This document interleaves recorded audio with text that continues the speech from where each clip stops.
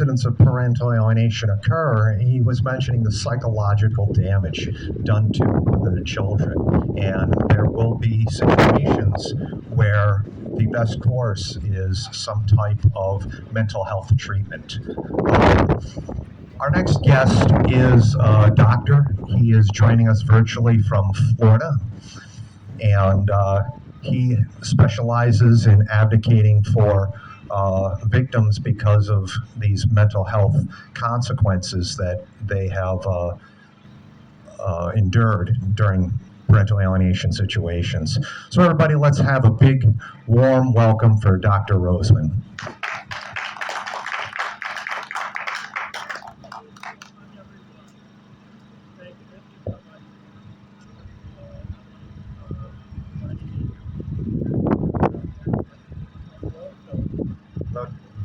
Are you there? Yeah. Can you hear me? He's talking. Are you there, Dr. Roseman? Yes. Can you hear me? Yeah, we're giving you a little boost right now. Thank you for joining us. How's Florida? No snow. All right. Well, we got a bunch of people here ready to. Okay. I'm going to give you testing 1, 2, 3. How does that sound? Testing. 1, 2, 3. You're good. Okay. Super. Thank you, everyone. Thank you so much for inviting me, to join these very important speakers today. But even more importantly, is to join your community. As so many of us know, it takes a village, and that is it's from an African proverb that really speaks to the role of survival and growth. And so I want to share with you a number of things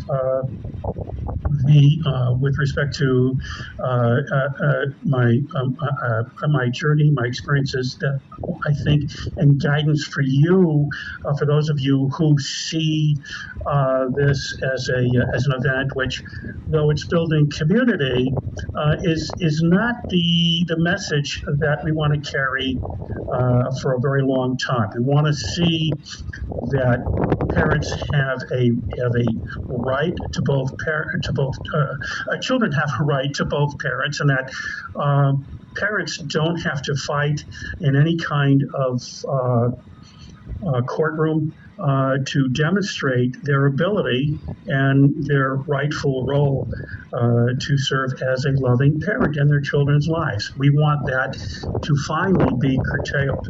So Parental Alienation Awareness Day, if I can contextualize it for a moment,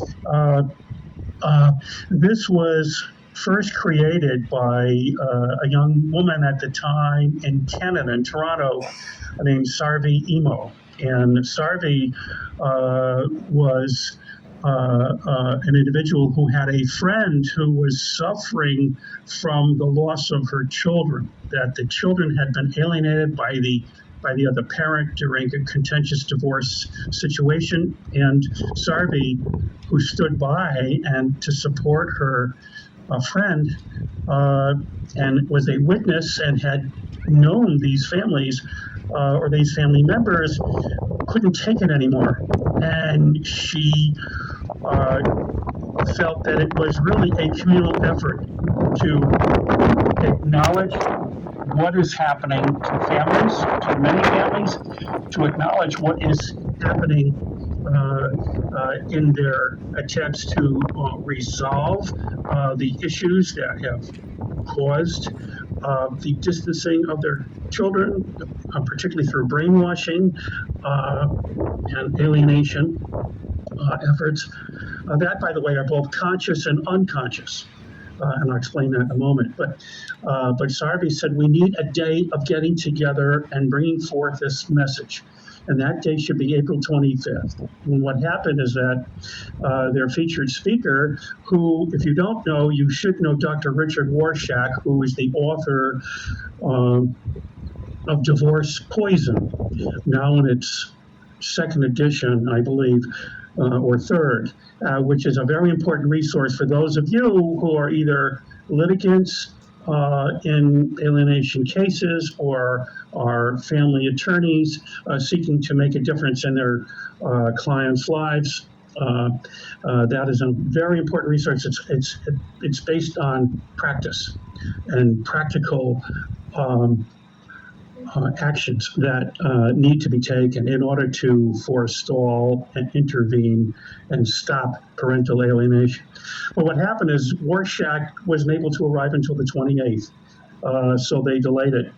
But that was in the year 2005 that she conceived the idea. 2006 is when the first day happened, and subsequent to that, there are now more than 25 nations internationally that have parents throughout their countries bringing forth these communal days of educating and collaborating and supporting and informing the abhorrent efforts of a parent to alienate their children and interrupt the natural bond between a parent and a child.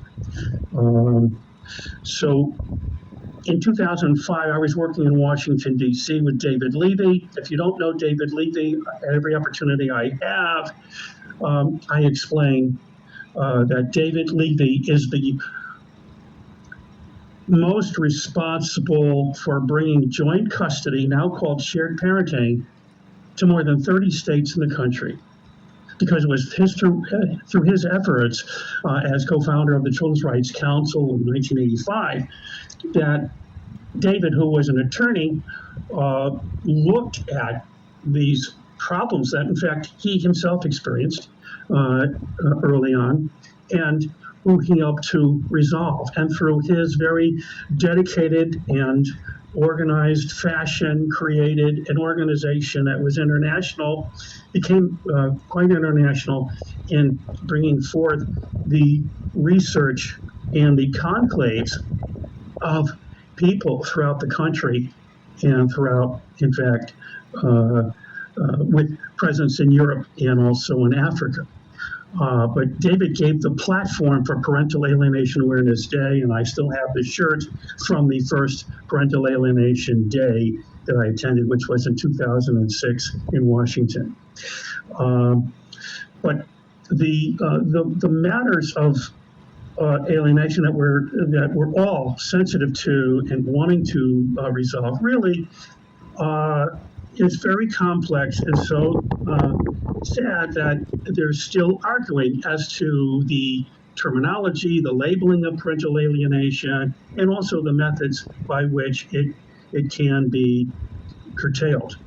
And through efforts of advocate organizations, but also through finally organizations like the AFCC, the Association for Family and Conciliation Courts, some sensitive bar associations. There have been efforts, and there are other mediation organizations that in their conferences have been introducing over these years parental alienation, what it is, what it is not, and how it should be addressed in court.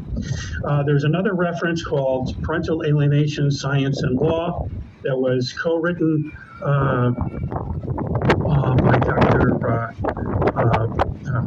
Bill Burnett and attorney Ashish Joshi, and really led by and then I have a mind blank. But if you look up, and a very fine family attorney who is also a family therapist.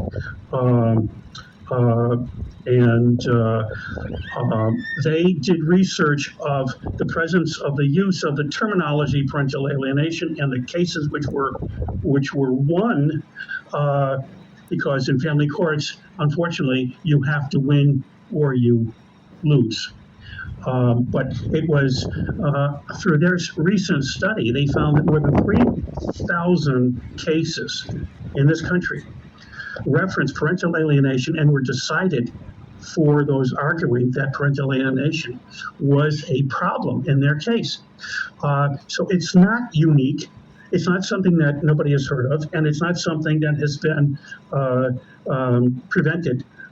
In fact, it has been highlighted and referenced, and if you if you represent yourself or you have an attorney, you should refer that book to them. Let's consider for a moment the case of dependency courts and the I should say mission and the mission of family courts. The mission of dependency courts is not arguable. It's about reunification. And if you have experience with or understand children who are in temporary foster care, they are supported by the court, and the agencies in which are managing these children who are in temporary foster care. Their goal is to help the biological parents have the skills to permit the placement of their children with them. It's a commitment by the dependency court. Family court has a different commitment. It says, may the best argument win. That's what most of us see, experience, and expect. And this is a travesty. And so family court, I would ask, is family court the place to resolve child custody issues? I would say, with a laugh, no. There is a need for reform in family courts, and I think some of the speakers are addressing this matter. I've written a book several years ago called Preserving Family Ties, which came out of my doctoral research and references a lot of the research that you may use in court when needing to argue your position, needing to bring forth the needs that children have for both parents. And I would encourage you to at least take a look at that. I think much of it is free online in, I believe, Goodreads. But as we are all standing together now, we're all in some phase of the journey, present, past, future.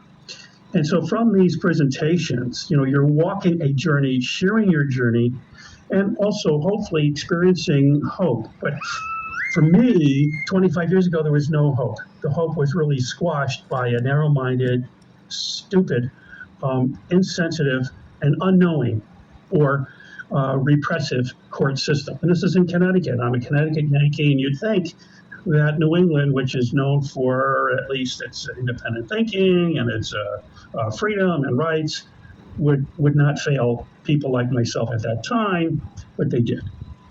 And I then was directed to study, and I earned a PhD in the field of psychology and high conflict divorce and interventions. And I made my life change at that time. Many of you are going through or have gone through changes in your life, determining what you want to do to improve society, and you can. And so when you look at, if you look briefly at my own journey, I said, I need to find an agency, I need to find somebody that believes in my thinking, shares the thinking, and it was the Children's Rights Council. And when I was there, working with David and learning more about the research and learning also about the needs that parents have around the country, I emerged as the Assistant Director for Child Access for the Children's Rights Council. And we had the largest network of supervised visitation programs in the country. We had nearly 40. So my work in advocacy also led to my work in programming. And by doing and reaching those who are the gatekeepers in our society, family attorneys, legislators, psychologists, who most therapists don't understand how to investigate the presence of any alienating behavior or how to intervene when that happens. They do not know, they do not understand, and that is really something that really needs help. So in my few minutes now, I want to share that there are two processes that I believe, should be cognizant of, and I've written about this, and that is acknowledgement, recognition, and support, constituting the fundamental process for an individual to gain control of self, to hang on to your self-esteem, and also become more confident in your ability to not only sustain yourself, but to make the changes in helping bring about change in your community. Number one, acknowledge. Acknowledge who you are, where you're at with respect to children, family, what you're feeling. You need to acknowledge this, the pain, the hope, the desires, the loss. Acknowledge that. And it's easy to do, I'm sure, for most of us. But also, the next step is recognition. Recognize where you would prefer to be in 5 years, 4 years, 3, 2, 1, next month. Where do you want to be? Thirdly, support. You need to find a means of getting the support as you would if you went into, I often say, when I used to give therapy or I talk to people, support. What is support? You go into a AAA office and you want to go from A to B, and they tell you what the options are. Well, that's what you need to do. If you recognize where you would like to be next month, next year, 5 years, then you need to get those tools to help you create that roadmap. But the second process is that of what we are all doing from this point today on, and that is, how do we make the changes in our community, no matter how large or small or how extensive it may become? It's through, as David would always tell me, and I'm sharing with you, it's information, it's education, and it's support. You need to have the information that you can share. You can share with others in different platforms, because that's the material that is only going to help people to change their thinking or to reevaluate or to get more clarity. Educate. You need to be able to educate those gatekeepers who are making the decisions currently for your children and subsequently for you. And by the way, decisions made in court are going to last up to 6 generations, according to research. A judge is going to dictate how your family is going to evolve over the next 150 years? Yes. Now, if that's not a motivation for making change, then I think we need to reconsider. So information, education, and support. What is the support? It's the support that you, in your advocacy, need to provide others who are gatekeepers themselves and feeling in the minority. As many family attorneys have told me over the last 25 years, that they felt alone, they felt they were not being listened to, they felt they couldn't risk sharing their feelings because they would be ostracized. It's really disgusting, isn't it? But we've all experienced and felt in the minority. So how do you overcome it? By having faith in yourself and having that vision of where you want to go and knowing what the right thing is to do, and particularly for your children. You want to assure their ability to grow. In the last 15 years in Florida, and I only came here to start an agency called the Children's Right, pardon me, that was my former, but the Toby Center. The Toby Center for Family Transitions. We've become one of the largest providers of child reunification services in the state of Florida, working with court systems and working with child welfare agencies throughout the state. I've just expanded to Connecticut and Massachusetts because they need the reform, and parents need our services. But it's through the Toby Center, named for my mother, whose birthday is today. Today is my mother's birthday. And in honor of her, I feel honored by you.